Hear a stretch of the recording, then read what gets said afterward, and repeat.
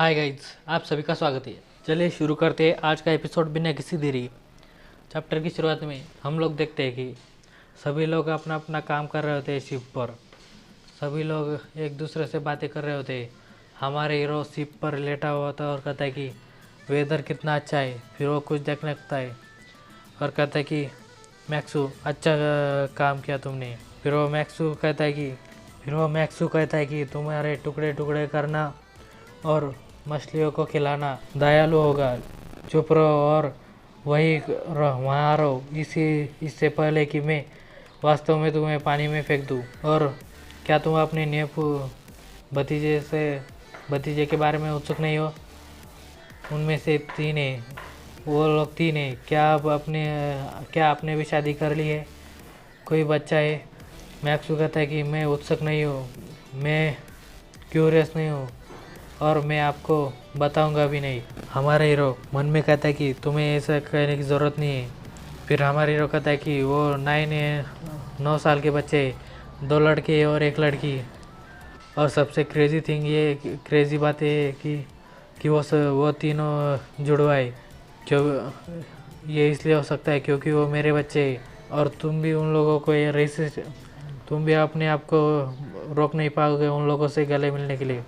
और फिर ऐसे ही बातें करने लगता है। फिर हमारी रोकता है कि प्रॉब्लम ये है कि वे हमें अपने पीछे फिर हमारी रोकता है कि प्रॉब्लम ये है कि वे हमें पीछे ले जा रहे हैं। जब वो बच्चे दे रही थी वो उन्हें देख कर ही मर गई। जब माँ बच्चों को जन्म दे रही थी तभी उसका भी निधन हो गया। वो मर गई, बच्चों को जन्म देकर ही मर गई। फिर हमारा हीरो कहता है कि मैं इसे जानता हूँ कि इसे जानते हैं कि एक अनाथ होना कैसा लगता है।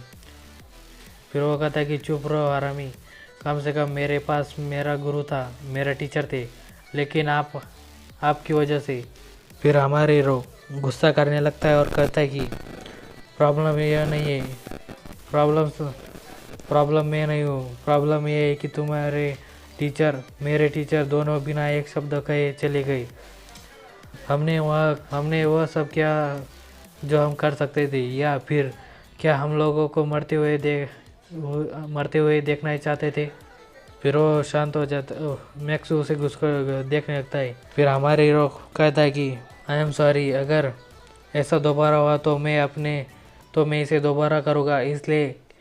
इसलिए धन्यवाद कि अब मेरे पास बच्चे और आपके पास भतीजे। वह मेरे लिए बहुत अच्छी लड़की थी, वो उस तरह की व्यक्ति थी। फिर ये कहकर वो रोने लगता है और फिर वो कहता है कि मुझे आपके हाथों मरना मंजूर है, लेकिन यह कोई ऑप्शन नहीं है। अगर मृत्यु के दौर पर आने के बाद मुझे और भी अधिक एहसास हुआ मैं मर नहीं सकता। मैक्सू, मैं अपने बच्चों की शादी होने तक जिंदा रहना चाहता हूँ। ये बहुत ही हार्ड होता है अनाथ बच्चों की शादी करना। फिर वो मैक्सू कहता है कि तुम पीस ऑफ शिट। फिर हमारी हीरो कहता है कि मैं तुमसे पूछ रहा हूँ, आप मेरे बच्चों को अनाथ न बनाए और मेरी मदद करें। यह बस मुझे मार डालो और जिम्मेदारी ले लो। कम से कम उनके आसपास एक चाचा होगा। ये इतने में ही मैक्सू उसके एक किक मार देता है, जिससे हमारा हीरो नीचे गिर जाता है। उतने में वो मैक्सू उसे मारने लगता है। फिर वो कहता है कि यह हुआ। फिर वो सेकंड रेट वॉरियर न हुआ। फिर अगले सीन में हमें शिप का सीन दिखाया जाता है। अगले सीन में हम लोग देखते हैं कि हमारा हीरो नीचे पड़ा होता है। फिर वो मैक्सू कहता है कि आप अगले बंदरगाह पर उतरेगी। फिर हमारे हीरो कहता है कि मुझे जियान तक क्यों नहीं ले जा रहे हो। फिर वो मैक्सू आगे बढ़ने लगता है अटैक करने के लिए। फिर हमारे हीरो अटैक करने लगता है और कहते हैं कि ओह मुझे बहुत ही लग गए, यदि मैं ऐसा करूँगा तो मैं अब मर जाऊँगा। यदि प्लीज़ ऐसा मत करो, मैं यहीं मर जाऊँगा। फिर वो मैक्सू कहता है कि तुम कमीने, ठीक है, मैं तुम्हें अपने जहाज़ पर जाने दूंगा। आप ऑनरेबल गेस्ट है, हमारे गेस्ट हो गई। लेकिन तुम्हें शिप के लिए पैसा देना होगा। ऑफकोर्स हमारे कहता है ऑफकोर्स मैं दूंगा। वो कहता है कि 200। फिर हमारे वो कहता है कि क्या तुम 200 कह रहे हो? तुम्हें क्या लगता है 200 सिल्वर के सिक्के ये इतना आसान है? मैक्स गुस्सा करने लगता है और कहता है कि क्या कहा तुमने? सिल्वर? ये मैं तुम्हें गोल्ड के पीसेस कह रहा हूँ। फिर मैक्स कहता है कि यदि नहीं तो अगले पड़ाव पर उतर जाए। मैं यह दिखावा करूँगा कि अब तक जो कुछ भी हुआ वो नहीं हुआ। फिर हमारे वो कहता है कि मैक्सू 200 सोने के सिक्कों का धन है जो 10 साल के उपवास और बचत से भी नहीं प्राप्त कर सकता। 10 साल के में मेहनत से भी प्राप्त नहीं कर सकता। और आप एक साधारण नाव की सवारी के लिए इसका कीमत का लेने के प्रयास कर रहे हैं। वे कहते हैं कि अमीर लोग अधिक डरावने होते हैं। वह पूरी तरह से आप ही है। मैक्स कहता है कि मैं अपने कस्टमरों के साथ धोखाधड़ी नहीं करता, क्योंकि मैं आपकी वजह से किसी और के मामले में नहीं आ सकता। यह वैसा ही है जैसे कि आप इस जहाज़ पर हर जगह के लिए भुगतान कर रहे। जियान को पहुंचने में 20 दिन लगते हैं और मेरे लोगों की कीमत अधिक है, ज़्यादा है। इसमें अकेले ही आपको 50 सोने के पीसेस का खर्च करना होगा। फिर हमारी हीरो कहता है कि तो फिर 200 क्यों चाहिए? फिर वो मैक्सू कहता है कि तुमने हमें मुरीम अलायंस के साथ ट्रबल में लाया है। तुमने हमें मुरीम अलायंस से जोड़कर डेंजर में डाल दिया है। अब से यह एक परेशानी होगी और आपको इसके लिए जिम्मेदारी ठहराया जाएगा। इस लिहाज से 200 काफ़ी सस्ता है। हमें वास्तव में इससे के लिए 400 मिलने चाहिए, लेकिन मैं यह कीमत आपके एक उपहार के रूप में दे रहा हूँ, एक गिफ्ट के रूप में दे रहा हूँ। तो ये 200 गोल्ड कॉइन होगी, नहीं तो यहाँ से उतर जाओ। फिर हमारी हीरो कहता है, मन में कहता है कि ये क्या सच में? फिर कोई कहता है कि मैं पे करूँगा। वो सेकंड रेट वाले कहता है कि मैं पे करूँगा 200 गोल्ड। फिर वो कहता है कि अगर आप हमें फिर वो सेकंड रेट वाले कहता है कि यदि आप हमें जियान से आगे दक्षिण में ले जा सकते हैं तो मैं पूरे 400 दूंगा। फिर हमारे हीरो मन में कहता है कि जियान मायो तुमने मुझे बचा लिया। जियान मियो तुमने मुझे बचा लिया। तुम जानते हो कि मनी को कैसे यूज़ करना है। फिर वो मैक्सू कहता है कि क्या तुम इसके लिए पे करोगे? वह कहता है कि हाँ।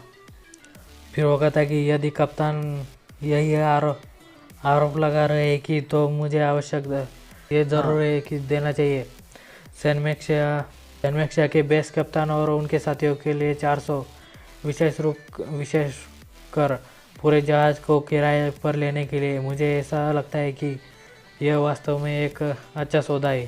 फिर हमारे हीरो मन में कहता है कि बच्चे की याददाश्त अच्छी है, मुझे जहाज़ का नाम याद रखने में कई दिन लग गए।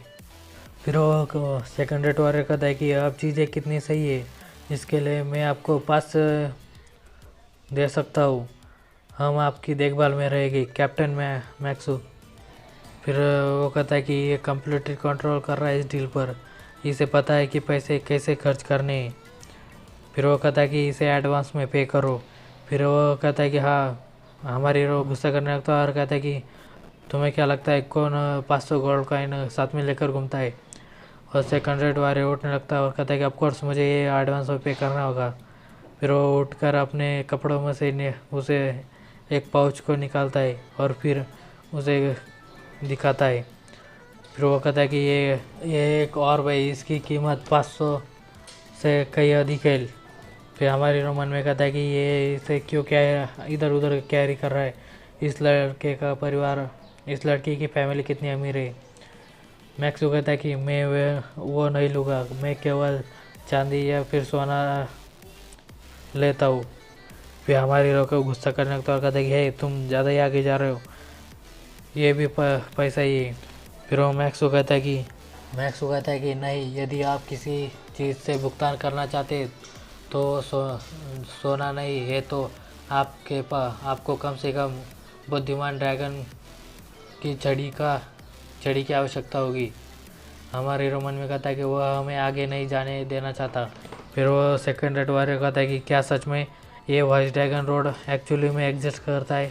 फिर हमारे हीरो कहते हैं हाँ, कहा जाता है कि मछली पकड़ने वालों वालों वाली छड़ी बुद्धिमान ड्रैगन के हार्ट के डोरी से बनाई गई है।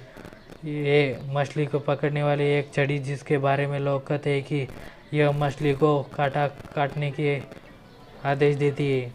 उनमें से 5 दुनिया में और उनमें से एक शिम सासुक यानी कि मैक्सू के टीचर का था। फिर वो कहता कि लेकिन कमांडिंग पीस के बारे में कहानियाँ बकवास थी। मैंने कोशिश की और एक निबल पाने में काफ़ी समय लग गया। फिर वो मैक्सू कहता है कि यदि आपके पास वो नहीं है तो उतर जाइए, भले ही मुझे फोर्स का यूज़ करना पड़ेगा। फिर वो बच्चा कहता है कि तो ठीक है, मैं तुम्हें वो फिशिंग रॉड दूंगा, लेकिन तुम्हें हमें सिचुआन तक ले जाना होगा। हमारे हीरो मन में कहता है क्या क्या ये सच कह रहा है? मैक्सू इसे रिफ्यूज नहीं कर सकता। फिर वो मैक्सू कहता है कि अगर तुम झूठ बोल रहे हो तो फिर मैं तुम्हें पानी जैसी मौत मारूंगा। वो बच्चा कहता है कि तुम्हें ऐसा चांस नहीं मिलेगा। हमारे हीरो मन में कहता है क्या इसकी भी फैमिली बहुत ही रिच है। हमारे हीरो कहता है क्या इसकी भी फैमिली बहुत ही रिच है। फिर इतने में ये एपिसोड ख़त्म हो जाता है। मिलते हैं अगले एपिसोड में। प्लीज़ दोस्तों लाइक करें, सब्सक्राइब करें, शेयर करें। धन्यवाद।